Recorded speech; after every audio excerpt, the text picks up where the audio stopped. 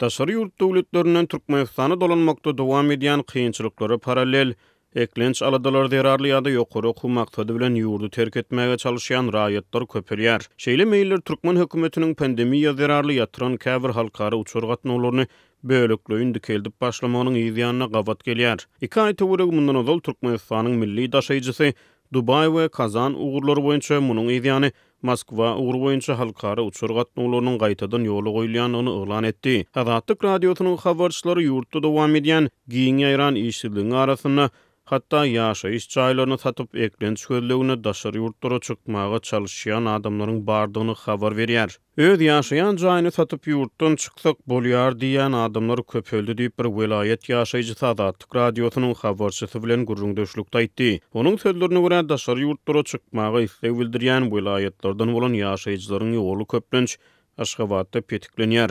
Habarçymyň bir söhbetdeşi meselem Türkiýe gitmek üçin $5,000 möçberini pul sorayan taraplaryň bardygyny we bu pulun içine ähli kagydy işleriniň we uçur bilediniň töleginiň girýänligini gurrun berdi. Türkmenistan henüz Türkiýe ugru boýunça halkara uçur gatnawlaryny dolu dikeltmedi. Pandemiýa sebäpli halkara uçur gatnawlarynyň togtudylmagy Türkiýede ýaşaýan ençeme Türkmenistanlyny kynçylygy terdi. Iýulyň ahyryna awgustyň başlaryna Istanbulyň halkara howa mendili ýüzlerçe Türkmenistanlynyň ýurda dolanmak bilen bagly dowam edýän kynçylyklara garşy beýan eden nägiliklerine şaýat boldy. Bu aralykda Türkmenistan terk etmäge çalışýan raýatlaryň arasyna Russiýa gitmäge çalışýan adamlar bar. Azatlyk radiosynyň habarçysy Russiýa gitmäge çalışýan raýatlaryň arasyna Russiýanyň ýokary oku jaýlaryny bilim almagy ýa-da ýokary oku bahanasy bilen Russiýada işe durmaga çalışýan adamlaryň bardygyny habar berdi. 29-njy ýylda Russiýanyň Aşgabatdaky elçihanasy 1 awgustdan başlap Aşgabatdaky Rus konsulhanasynyň